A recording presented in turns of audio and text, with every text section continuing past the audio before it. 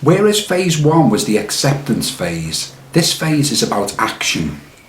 Throughout certain parts of phase 2, there are references to God or indwelling divinity.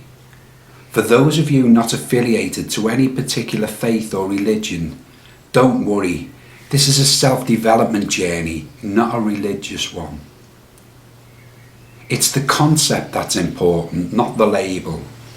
If you don't like the words God or indwelling divinity, then substitute them for something that suits you.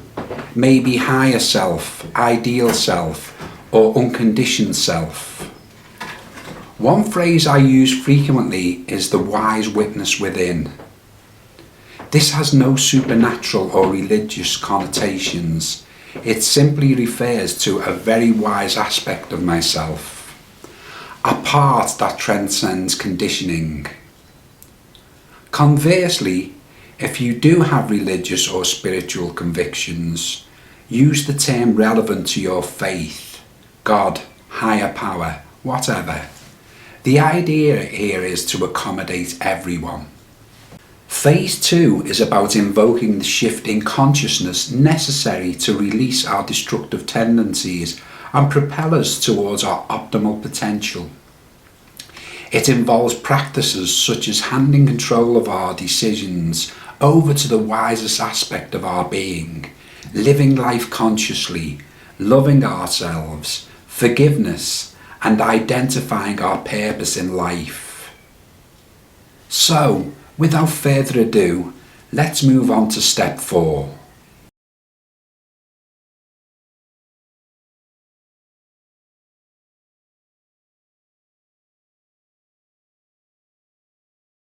The next step says, aspire to invoke a major shift in thinking by allowing life to unfold from the wisest part of our being. As many people reaching this stage are unclear and somewhat confused as to the best course of action to take in any given situation, they need assistance. Alcohol has severely blurred their sense of direction, and it's now time to regain it. Step 4 urges us to relinquish control and hand all our decision making over to that creative, wise, intelligent, inspirational facet of our being, the alchemist, as I call it.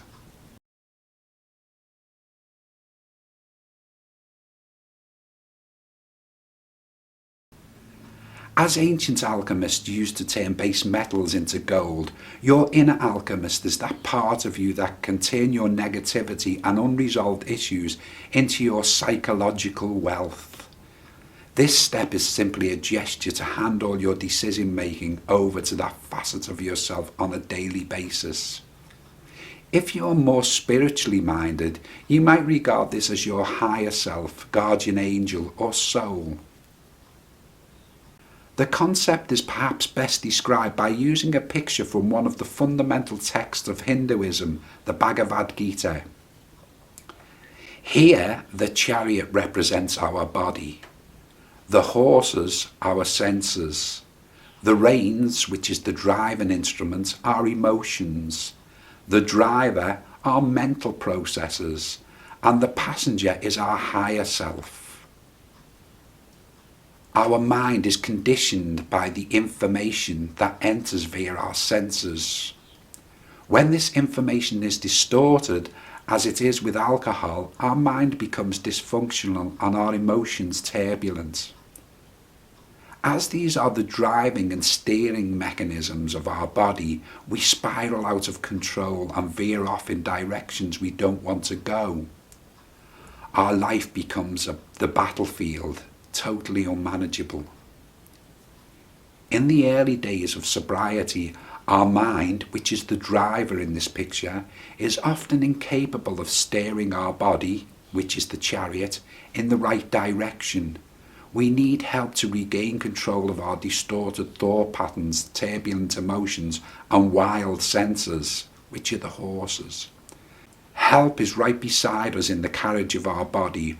All we have to do is hand the reins over and allow our higher self to guide us through the battlefield until we are safe, or until we have attained a degree of stability. Once this happens, we can slowly begin to take back the reins. Through self-development techniques and practices, we can reclaim our mind and emotions and steer our chariot to a much better quality of life. Another way of viewing this scene is to think of the chariot driver as our current self and the passenger as our ideal self or higher self.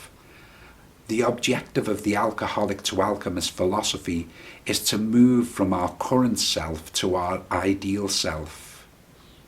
In the early days of sobriety, the difficult days when we're often filled with insecurity and anxiety, we make the simple gesture of allowing our ideal self or higher self to manage our lives on a daily basis. Step 4 of the philosophy is simply the daily ritual of our handing over our life to our higher self. We may say something like, "Today I will allow my life to unfold from the wisdom of my higher self."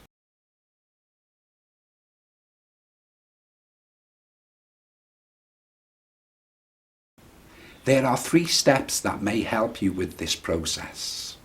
Firstly, belief. The first step is to believe that you have a wise aspect of your being, or a higher self, or a soul.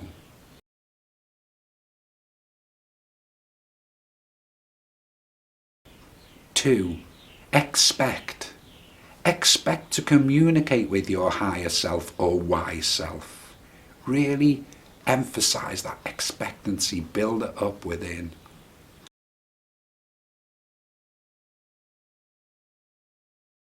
And then solitude.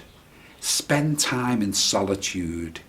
Give time and space for the inner voice to make itself heard.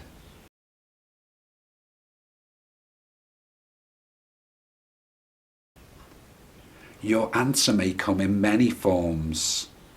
A synchronistic event may occur. Someone may tell you exactly what you need to hear. Or you may get a sudden flash of inspiration, insight.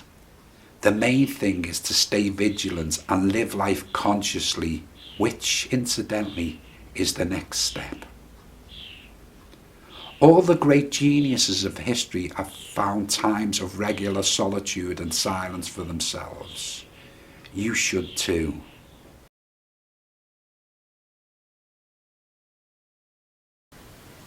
The audio components that accompany Step 4 aim to heighten your awareness of your inner domain and show how it impacts on your actions and relationships. This section is split into 4 parts: A, B, C and D. Please listen to them now and I will speak to you shortly.